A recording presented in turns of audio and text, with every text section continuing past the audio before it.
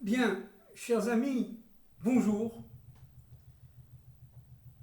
Je voudrais revenir sur mon livre, alors je le répète, d'accord, Au-delà de la nuit, la déchirure du voile à travers la dynamique de la délivrance finale, à la page 98 et 99, notamment le chapitre relatif au couple Jacob-Israël et Jacob-Rachel. Alors je vais lire et je vais essayer encore une fois d'approfondir le plus simplement possible les principales idées qui sont composées dans ce chapitre. À la page 98, je répète, et 99 et suivantes. Pour comprendre quelque peu le combat de Jacob contre l'ange d'Ésaü, la nuit à Pléniel, il importe encore d'intégrer deux éléments importants, avais-je écrit. Le travail réalisateur de Jacob chez son oncle, Lavan, a permis la révélation des différents mondes tels que les maîtres des secrets intitulent, comme on le sait, ceux de la pensée immanente, Atzilut, de la création, Bria, de la formation, Yetzira, et de la réalisation, Asiya. Alors là, ça mérite évidemment un petit commentaire, encore une fois, aussi simple que possible, mais fondamental. Fondamental. Il faut savoir que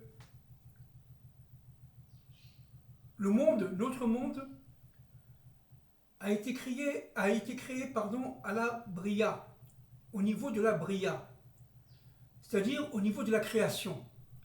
Elohim, para, Bereshit, para Elohim, et Hashamayim vet haaretz.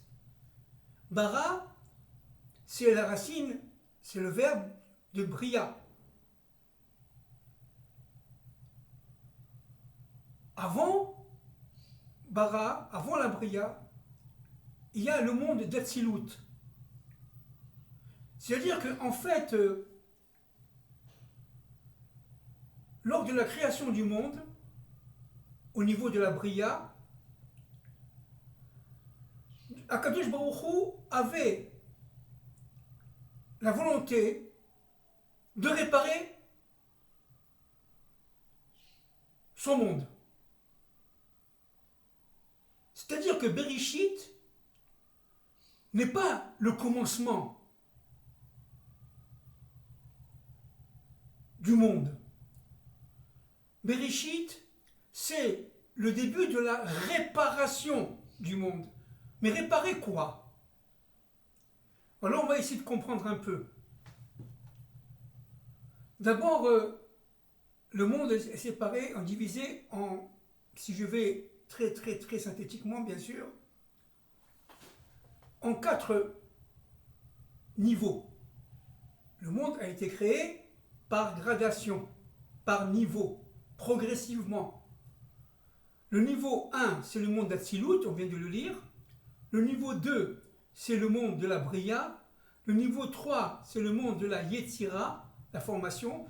Le niveau 4, c'est le monde de la réalisation, de l'action. Qui est le nôtre? Qui est notre monde? Maintenant, il faut comprendre que le 25 Elul, c'est-à-dire à la date, entre guillemets, de la création du monde, Akadosh Baruch Hu a donné ici seulement un point référentiel, un point de référence. Puisqu'à ce moment-là, il n'y avait pas tout simplement de temps, ni d'espace. Puisqu'on sait que le temps et l'espace ont été donnés le 4e jour de la création. Mais avant, et avant la Bria, dans ce monde d'Atsilut, d'avant la création, que se passait-il? Alors nos maîtres, les kabbalistes, nos grands sages, ont dit que Dieu a créé le monde, notre monde, après en avoir créé 7 auparavant. 7 mondes ont été créés avant le nôtre. C'est-à-dire qu'il y a eu une phase quelque part de préparation entre guillemets, bien entendu. Dieu n'a besoin ni de préparer, ni de rien du tout. Mais une phase de réparation. Et dans cette phase de réparation, tout a été créé. Cette phase de préparation s'appelle Bereshit. C'est-à-dire que au moment où la volonté suprême, infinie, a voulu, entre guillemets, créer un monde fini, il y a eu, si vous voulez, une phase préparatoire qui va être portée par la faute. D'abord, il faut comprendre que Adam Arishon et Chava ont été créés dans le monde d'Atsilut, dans le monde de l'émanation, pas dans notre monde. Et dans le monde de l'émanation, où l'ensemble des âmes, toute âme confondue, toute fonction confondue, va être créée en même temps par Akadosh Baruch Hu, alors il y a ici une sorte de décontation dans les âmes. Il y a des âmes qui ont été prévues pour être, entre parenthèses, des animaux, d'autres pour être des plantes, d'autres pour être des rochers, d'autres pour être des êtres humains. Mais des êtres humains descendants d'Adam Arishon ou non descendants d'Adam Arishon. Alors qu'est-ce que c'est que, en fin de compte, ces âmes qui ne descendent pas d'Adam Arishon? Nous sommes encore une fois avant la création, avant le 25 Elul. Évidemment, le 25 Elul, c'est une date codée, bien sûr, c'est une date codée. Il n'y a pas de temps, il n'y a pas d'espace à ce moment-là. Il faut savoir qu'il y a eu, au niveau des, entre guillemets, humains, 4 niveaux d'âme. Le premier niveau, c'est le niveau nettement supérieur, qui avait réalisé la lumière qui était dans le complètement, qui avait donc reçu, si vous voulez, la Torah complètement, la Torah ayant été créée 2000 ans avant la création. Et cette Torah-là qui a été créée 2000 ans avant la création, a été donnée à l'ensemble des âmes, entre guillemets, humaines. Les celles qui ont accepté et qui ont réalisé, ceux-là sont partis, c'est le premier niveau d'âme supérieure, sont partis directement dans le Gan Eden. C'est-à-dire dans la capacité de décoder au jour le jour leur action, la volonté divine. Ils étaient complètement intégrés au plan de Dieu. Ils avaient accepté la divinité. Il y avait un deuxième niveau d'âme, un peu plus bas, qu'on appelle les âmes d'Adam Arishon et de Chava. Ces âmes-là ont reçu la Torah. Ils l'ont réalisée. Mais ils l'ont réalisée imparfaitement. Il manquait quelque chose. Le troisième niveau d'âme, plus bas que Adam Arishon, c'était ces âmes qui avaient reçu la Torah, qui avaient là aussi un peu moins réalisé qu'Adam Arishon cette Torah, c'était les âmes d'Israël. Les âmes appelées Israël. Et vous avez les autres âmes, qui étaient les âmes des nations, dont les leaders de l'époque, évidemment, si on veut parler comme ça, dont les élites de l'époque ont refusé de recevoir la Torah. Ont refusé de se recevoir. Et ceux-là sont tombés dans l'obscurité spirituelle, ce qu'on appelle le Tohu. Ce qu'on appelle dans la Paracha Bereshit le Tohu. C'est-à-dire, elles étaient tout simplement déconnectées du plan de Dieu. Elles n'en voulaient pas. Elles n'ont pas reçu la Torah. Elles voulaient être libres, maîtresses de leur vie, maîtresses de leurs émotions, maîtresses de leur plaisir, maîtresses de la matière. Elles ne voulaient pas intégrer Dieu dans leur propre histoire. Elles n'ont pas reconnu le plan divin. Donc c'est cette partie-là qui a été détruite, si vous voulez, de monde en monde, jusqu'à l'arrivée d'Adam Arishon. Et cette partie-là, eh bien, avant d'être détruite, Akadosh Baruch Hu voulait tout simplement sauver les âmes qui appartenaient aux nations, qui avaient encore une petite lumière, une infime lumière en eux, divine bien sûr, infinie, et qu'il fallait sauver. Or, Adam Arishon, qui a reçu l'ordre d'aller les chercher, de descendre, si vous voulez, des mondes, nous sommes dans le spirituel, là, nous ne sommes pas dans le matériel, bien sûr, de descendre de monde en monde pour aller les chercher, il est descendu, mais il est descendu trop bas. D'où la faute d'Adam Arishon. Parce qu'en descendant trop bas, il est tombé dans les tourmentes de l'obscurité. Et sa femme, entre guillemets, a reconnu le serpent. Mais qui a fait la faute? C'est pas la femme, c'est Adam. Parce que c'est Adam qui a voulu, certes, en respectant l'ordre de Dieu, mais qui a voulu descendre, mais plus loin que voulait Dieu. Plus, si vous voulez, plus rapidement que voulait Dieu. Il voulait dépasser la volonté divine et il était trop pressé. Et aller dans une dynamique plus rapide que la dynamique divine et que le plan divin. La faute a été réalisée par Adam. Et évidemment, Chava l'a suivi, puisqu'elle lui était liée. Et à partir de ce moment-là, cette faute-là a inversé l'ordre des lettres divines. Des lettres divines, pardon. Yud était, évidemment, avant la faute, Yud était lié directement à la Chorma,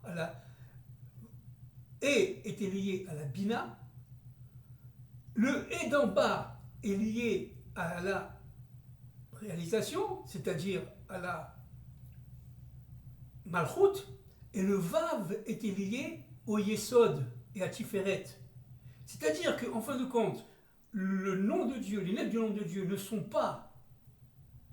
pas Yud et Vav et d'après la faute, avant la faute.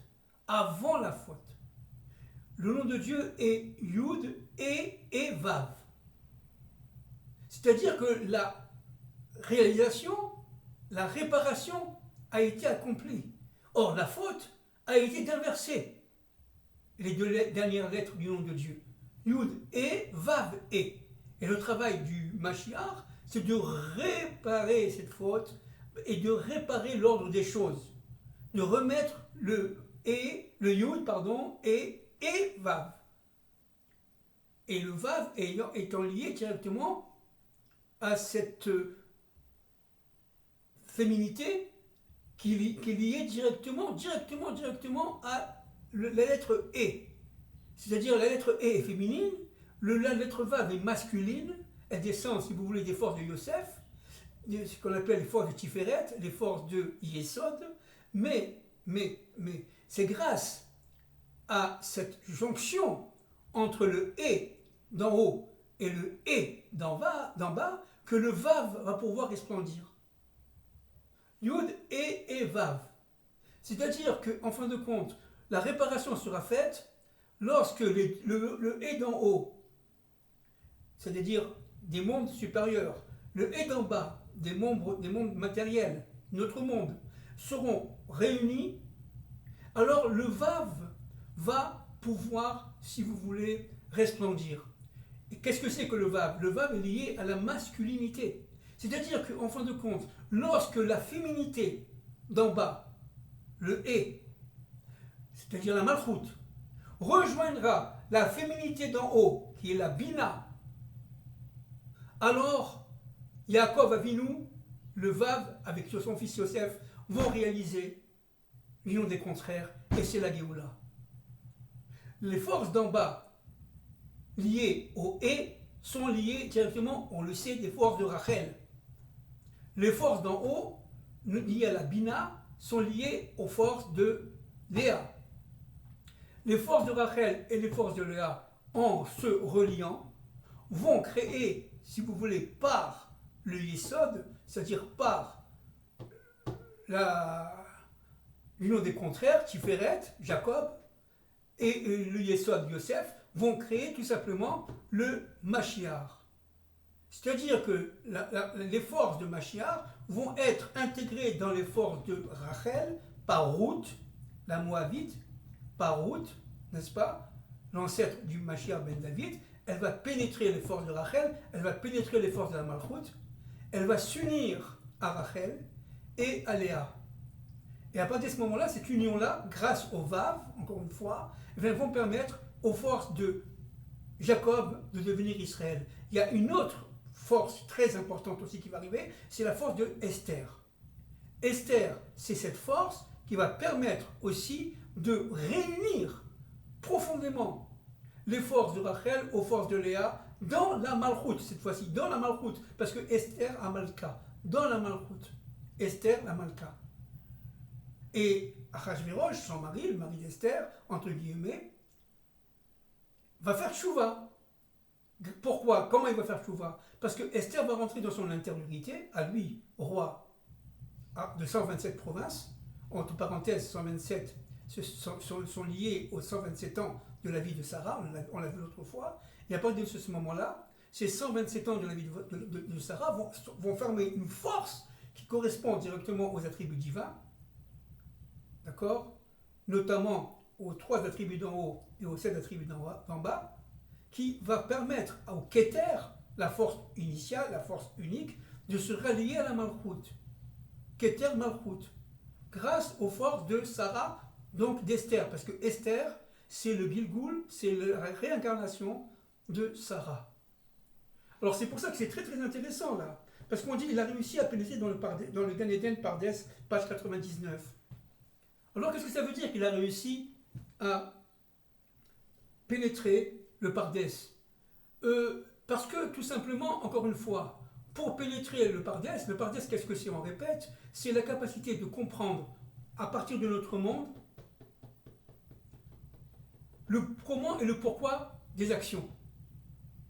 Comprenez? Humaines, mais aussi statutaires, civilisationnelles, etc. On ne peut comprendre l'histoire de l'humanité que si on rentre vraiment dans le Pardes, à partir de Jérusalem, bien entendu, à partir d'Eretz Israël.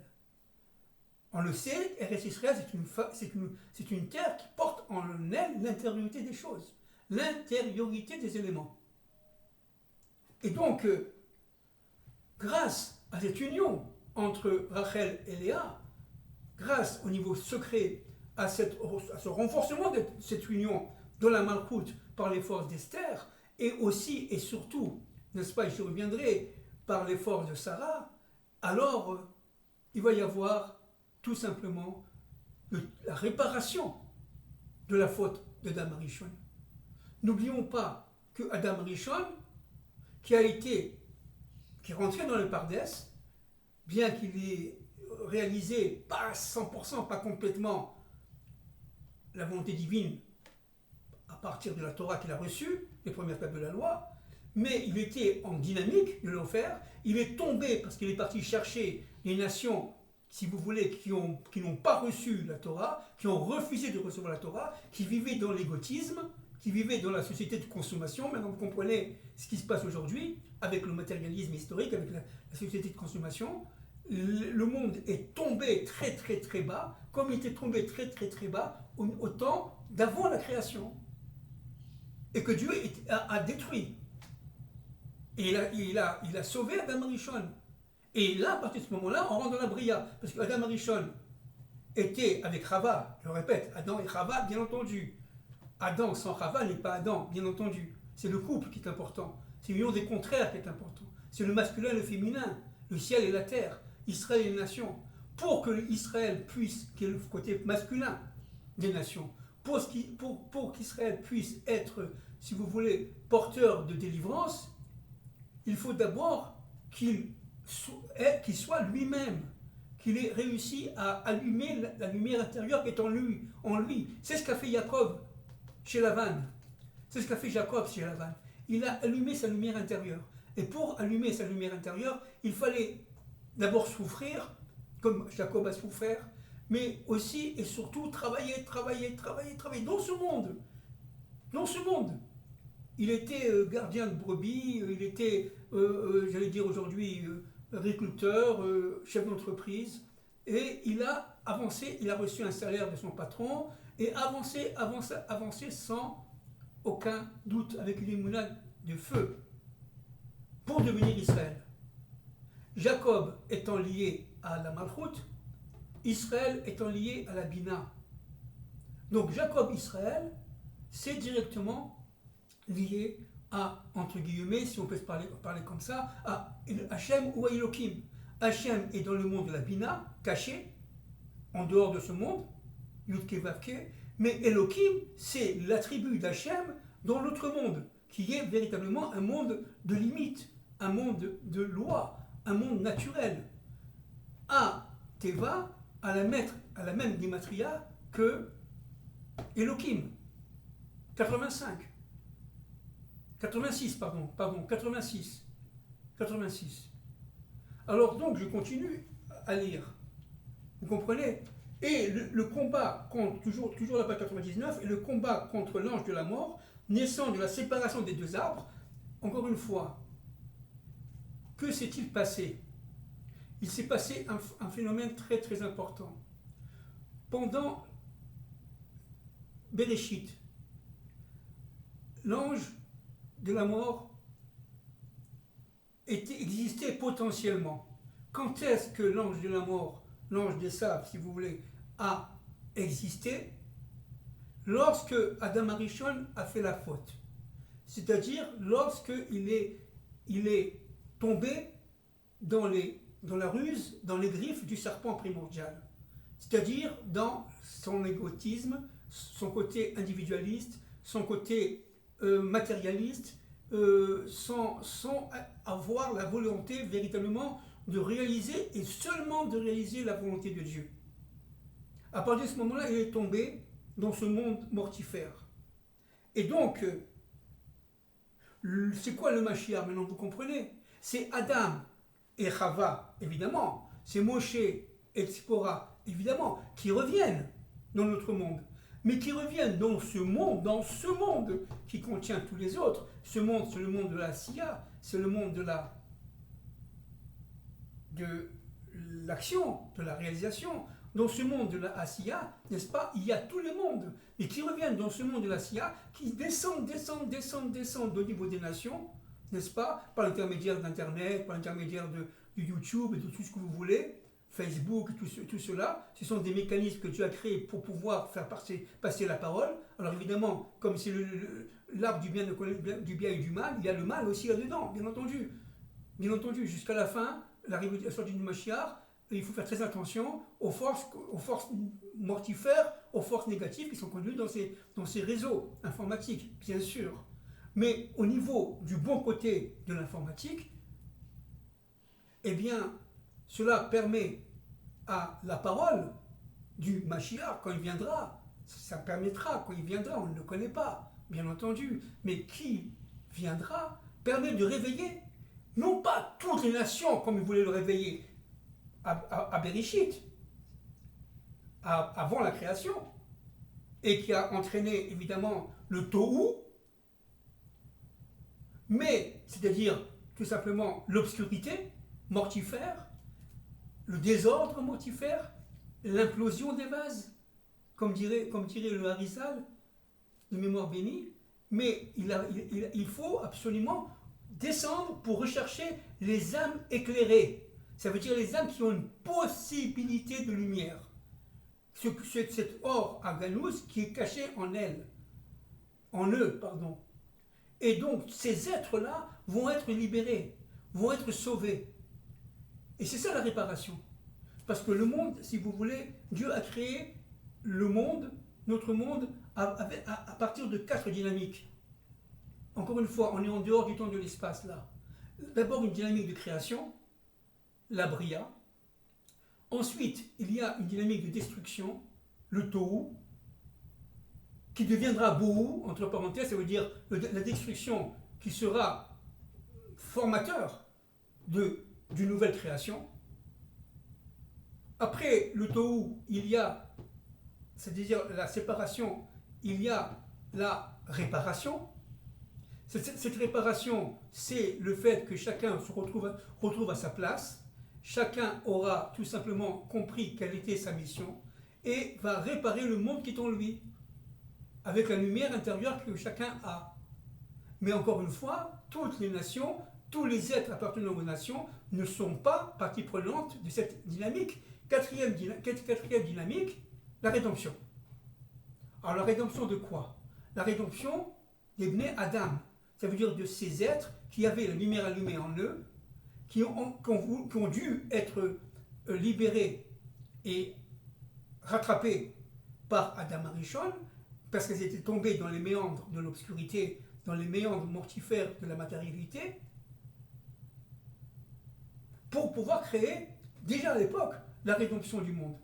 Il aura fallu 6000 ans, voyez, pour que au 7e millénaire, à la fin des 6000 ans, au 7e millénaire, il y allait avoir tout simplement l'arrivée du Mashiach ben David, qui est Adam et Chava qui reviennent avec les forces de Moshe, de Tzipora, etc., de Joseph, de Jacob, de Léa, etc., de Rachel, de Ruth, de Tzipora, etc. On a déjà dit tout ça, et on le redira. Eh bien, toutes ces forces-là, grâce au mérite des femmes, je répète, grâce au mérite des femmes, d'une Chava réparée, parce que Chava a été séduite par le serpent, parce que l'homme l'a entraînée dans le monde du serpent.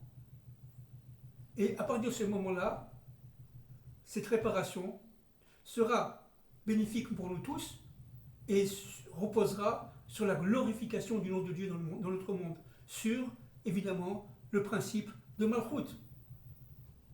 Alors je continue juste quelques phrases. Jacob avait donc réussi, à travers son combat intérieur, incessant, on l'a dit, à assurer en lui l'union des deux arbres. Et comment, page 99 à la fin, et comment cette union sera faite, page 100, eh bien, en intégrant le chiffre 45. Qu'est-ce que c'est que le chiffre 45? Le chiffre 45, c'est la Gematria, la valeur numérique de la Géoula, la valeur numérique d'Adam. Adam, c'est 45. Vous comprenez? C'est-à-dire qu'en fin de compte, pour pouvoir intégrer le 45, page 100 de mon livre, okay, il a fallu tout simplement que Jacob souffre chez Lavan, que Jacob passe un temps très difficile, 20 ans très durs chez Lavan. Il a fallu que véritablement il vive la séparation des frères, notamment la vente de Joseph. Après, on y reviendra, la mort de son fils Joseph, il croyait qu'il était mort, enfin c'est pas évident, mais il croyait qu'il était mort, il a beaucoup souffert. Et donc tout cela arrive à permettre la formation du chiffre 45. Et 45, c'est lié à la rédemption, à la Géoula. Merci beaucoup.